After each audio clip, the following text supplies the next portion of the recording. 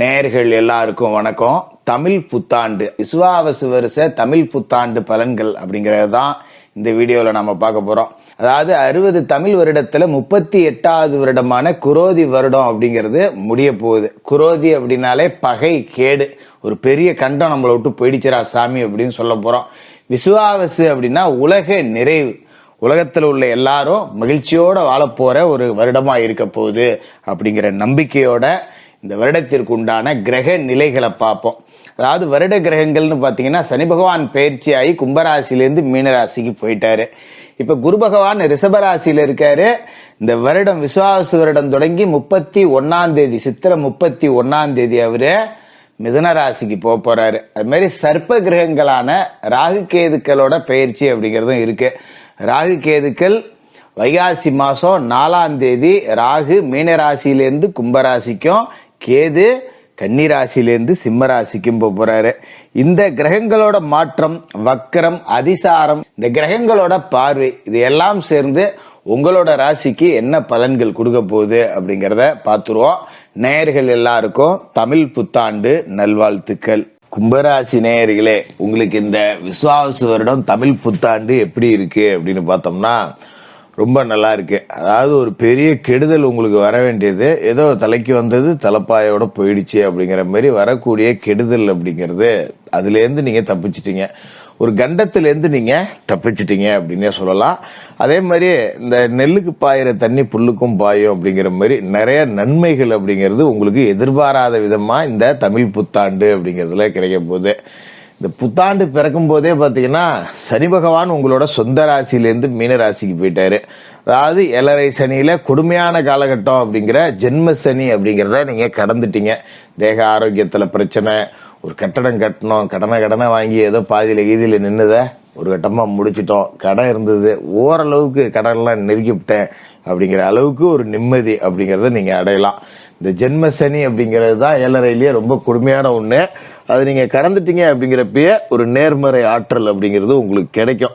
ஒரு மன நிறைவு அப்படிங்கிறது இருக்கும். அப்பாடா, முக்கியமான கட்டத்தை தாண்டிட்டோம்டா, இதுக்கு மேல ஒன்றும் இல்லை, இன்னொரு 2.5 வருஷம் பாத சனி தானே, குடும்ப சனி தானே, சனி போற போக்குல கொடுத்துட்டும் போவார் அப்படிங்கிற ரீதியில உங்களுக்கு ஒரு எதிர்பார்ப்புகள் அப்படிங்கிறதும் இருக்கும். இதே காலகட்டத்துல மாசம் தொடங்கி சித்திரை மாசம் 31ஆம் தேதி வருஷம் தொடங்கி 31 நாள்ல குரு பகவானோட பயிற்சி அப்படிங்கிறது நடக்குது. இப்ப ஜென்மசனி காலகட்டத்துல குருவும் பாத்தீங்கன்னா சரியில்லாத இடத்துல போய் அர்த்தாசிரம குருவா 4ஆவது இடத்துல உட்காந்துக்கிட்டு கடந்த வருடத்துல குரோதி வருடம் முழுக்க உங்களுக்கு படாத பாடு, பணப்பிரச்சனை.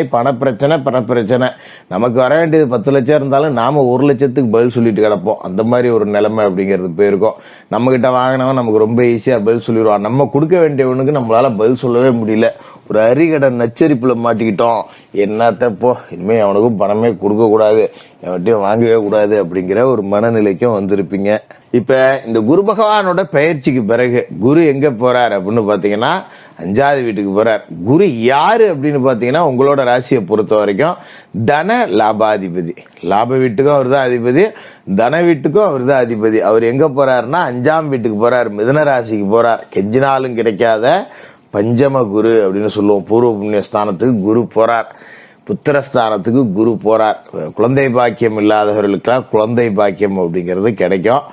அது மாதிரி பிள்ளைங்க சரியா படிக்கல, நான் எவ்வளவோ செலவு பண்றேன் போறேன், ஒன்றும் படிக்க மாட்டேங்குது அப்படின்னு இருக்கிறதெல்லாம் இதுக்கு மேல நல்லா படிக்க தொடங்கும். பிள்ளைகளோட கல்வி அப்படிங்கறதுல ஒரு நல்ல முன்னேற்றம் அப்படிங்கிறது இருக்கு.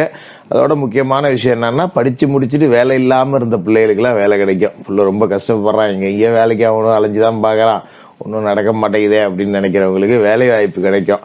இந்த அரசு தேர்வுகள், போட்டித் தேர்வுகள்லாம் ஏதாவது எழுதணும் அப்படின்னா தாராளமா இப்ப எழுதலாம். வேலை கிடைக்கக்கூடிய அமைப்பு அப்படிங்கறத குரு கொடுப்பாரு. அது மாதிரி கடந்த காலகட்டத்துல தந்தையோட வேலை மகனுக்கு கிடைக்கணும், அதுக்காக முயற்சி செஞ்சுட்டு இருக்கேன், நடக்கல போல வரல அப்படின்னா அது இப்ப கிடைக்கும். இது மாதிரி 5ஆம் இடம் அப்படிங்கிறது பூர்வ புண்ணியம் அப்படிங்கறதால பூர்வீக சொத்துக்கள் ஏதாவது பிரச்சனையில இருந்தா, ஒரு கோர்ட்டு கேஸ் அப்படின்னு இருந்ததுன்னா அது ஜெயிச்சு இப்ப உங்க கைக்கு வரும். பூர்வீக சொத்துல பாகம் பிரிச்சுக்கலாம். சொத்தை இல்லாம இருக்கிறவங்க கூட நிம்மதியா இருந்தா, ஒரு சொத்தை வச்சுக்கிட்டு நான் பாடுபட்ட கோர்ட்டு கேஸ்ன்னு அலையிறோம், தேவையில்லாத அடிப்படி வருது, இந்தாண்ட இடத்துல சண்டை, இந்தாண்ட இடத்துல சண்டை, இது மாதிரிலாம் தேவையில்லாத பஞ்சாயத்து வருது அப்படின்னு அவங்களுக்குலாம் இப்ப சொத்து சுத்தமா கைக்கு வந்துடும். எந்த பிரச்சனையும் இல்லாம நீதிமன்றத்தின் மூலமா தீர்ப்பாகி உங்க கைக்கு வரும். இந்த காலகட்டத்தில் நாம் சொத்தை அளந்து நல்லா முறைப்படியாக வேலி கீழி போட்டு வச்சுக்கிட்டு இருக்கிறது நல்லது. இல்லை சில பேர் நம்ம பூர்வீகத்தில் கிராமத்தில் நம்ம என்ன பண்ண போகிறோம், வித்துட்டு டவுனை பக்கம் போவோம் அப்படிங்கிற ஒரு முடிவை கூட எடுக்கலாம். அதுமாரி முக்கியமான விஷயம், உங்களுக்கான பாகப்பிரிவினை அப்படிங்கிறதும் கிடைச்சிடும். பாகப்பிரிவினை கிடைச்சா அதை வச்சு வாடகைக்கு விட்டோ, இல்லை ஒரு குத்தகைக்கு விட்டோ, இல்லை ஒரு கூறு போட்டு ஒரு பாகத்தை வித்துட்டோ, அதை வச்சு ஒரு முதலீடு அப்படிங்கிறதையும் செய்யலாம். அதுமாரி வேலை இல்லாதவர்களுக்கு வேலை கிடைக்கும். குறிப்பாக கடந்த காலகட்டத்தில் கடன், நம்மள வேலை இல்லாததால நம்பி கடன் கூட வாங்க முடியல அப்படிங்கிற நிலைமையில இருந்தவங்க கடன் ஒன்று வாங்கிவிட்டா அந்த நேரம் பார்த்து வேலை போயிடுச்சு, என்னால் இஎம்ஐ கூட கட்ட முடியல, நகை நட்டெல்லாம் அடவுல இருக்கு அப்படின்னு புலம்புனவங்க எல்லாத்துக்கும் இப்ப நல்ல வேலை அப்படிங்கறதும் கிடைக்கும். பூர்வ புண்ணியத்துல குரு அப்படிங்கறதால பரம்பரை சொத்து, குறிப்பா விவசாயம் ரொம்ப சிறப்பா இருக்கும். விவசாயிகள் பெரிய அளவுல விளைச்சல் அடையலாம். நல்ல பயிர்கள், காய்கறிகள், கீரை வகைகள் மூலமா நல்ல லாபம், எண்ணெய் வித்துக்கள் மூலமா கூடுதல் வருமானம் அப்படிங்கறது எல்லாமே ரொம்ப சிறப்பாவே இருக்கும். இது மாதிரி குருவோட பார்வை அப்படிங்கிறது பாத்தீங்கன்னா ராசிக்கு 9ஆவது வீட்டுல பதியுது. சொந்த வீடு கட்டலாம். ஏற்கனவே கட்டி பாதியில நின்னா கூட இப்ப அது கடகடன் நடக்கும். அது மாதிரி சில பேர் கடனை உடனே வாங்கி கட்டிவிட்டேன், அப்படியே மேலேயும் ஒரு ஃப்ளோர் எடுத்துடலாமா அப்படிங்கிற அளவுக்கு யோசிச்சாலும் அதுக்கான நேரம் அப்படிங்கறதும் இப்ப கூடி வருது அப்படின்னே சொல்லிவிடலாம். அந்த அளவுக்கு ரொம்ப அற்புதமான ஒரு அமைப்பு. அது மாதிரி தந்தை மகனுக்குள்ள இருந்த விரிசல் அப்படிங்கிறது நீங்கும், ரொம்ப நல்லா இருக்கும். அப்பாவுக்கும் மகனுக்கும் ஆகவே இல்லை, எப்பா பார்த்தாலே 7ஆம் பொருத்தமா இருக்கு, ஒருத்தருக்கு ஒருத்தர் சண்டை போட்டுக்கிட்டே இருக்காங்க அப்படின்னு இருந்தவங்க கூட இப்ப ஒன்னு சேரக்கூடிய அமைப்பு அப்படிங்கிறது கிடைக்குது.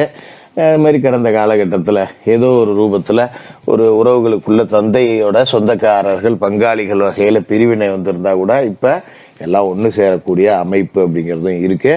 அதே மாதிரி ராசிக்கு லாப வீட்டுல குரு பார்வை விழுவுது. காசு பணத்துக்கு பஞ்சம் இல்லை, கடன்லாம் அடைச்சிடலாம், அடகு நகையை மீட்கலாம், 10 ரூபா மிச்சத்துக்கு வரக்கூடிய அளவுக்கு குரு உங்களுக்கு நன்மைகள்ங்கிறதையும் செய்வாரு.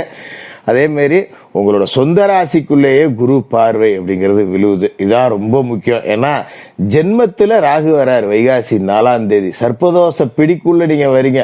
இது ரொம்ப மோசமான ஒரு அமைப்பு. ஜென்ம ராகு கலத்தரத்துல கேது. இதுதான் நான் தலைக்கு வந்தது தலைப்பாயோட போச்சுன்னு. ராகு ஜென்மத்துல வந்தாருன்னா ஆட்டி படைச்சிருவார். நல்லா இருக்கிற குடும்பத்தை கூட பிரிச்சுடுவார். கணவன் மனைவிக்குள்ள டைவர்ஸ் வரைக்கும் கூட போயிடும். ஆனா ராகு குரு பார்க்க புனிதப்பட்டு போறாரு ராசிக்குள்ள இருக்கிறதால. ராசிக்கே குரு பார்வை கிடைக்குதுங்கிறப்ப அந்த தோஷங்கிறது முற்று முழுதுமா நீங்கி போகுது. ராகு குரு சண்டால யோகம்ங்கிற மாதிரி ஒரு யோகத்தை கொடுக்க போறாரு. அப்ப ஜென்மத்துல இருக்கிற ராகு உங்களுக்கு ஒரு பெரிய ஒரு தலைமை பதவியை கொடுப்பாரு. உங்களை பார்த்தா எல்லாரும் பயப்படுவாங்க, நீங்க சொல்றத எல்லாரும் கேட்கணும். ஒரு இடத்துல வேலை செய்யறோம்னா உயர் பதவிகள் எல்லாம் அலங்கரிக்க போறீங்க. அரசியல் துறையில இருக்கிறவங்களாம் பெரிய பெரிய பதவிகளை அலங்க போற ஒரு அற்புதமான யோகம். அதனால ராகு ஜென்மத்துக்கு வரார் அப்படின்னு சொல்லிட்டு நீங்க கவலைப்படவே தேவையில்ல. வந்திருக்கக்கூடிய ராகு அப்படிங்கிறவர் புனித ராகு, குரு பார்க்க புனிதப்பட்ட ராகு அப்படிங்கறதால நன்மைதான் செய்வார். இது சர்ப்பதோஷத்தோட பிடிக்குள்ள வராது. அதே நேரத்துல கலத்திரத்துல கேது இருக்கிறதால திருமண முயற்சிகள் அப்படிங்கிறது வேண்டாம். ஏற்கனவே திருமணமான தம்பதிகளுக்குள்ள சின்ன சின்ன மனக்கசப்பு அப்படிங்கிறது இருக்கதான் செய்யும். ஒருத்தருக்கு ஒருத்தர் விட்டு கொடுத்து போங்க, மற்றபடி பெரிய பிரச்சனைகள் வராது. செவ்வாய்க்கிழமை ராகு கால நேரத்துல துர்க்கையம்மனை வணங்கிட்டு ஏலபாலைகளுக்கு உங்களால முடிஞ்ச உதவிகள் செய்யுங்க. இந்த விஸ்வாவசு தமிழ் புத்தாண்டு ரொம்ப சிறப்பா இருக்கும். கும்பராசிக்காரர்களுக்கு வாழ்த்துக்கள்.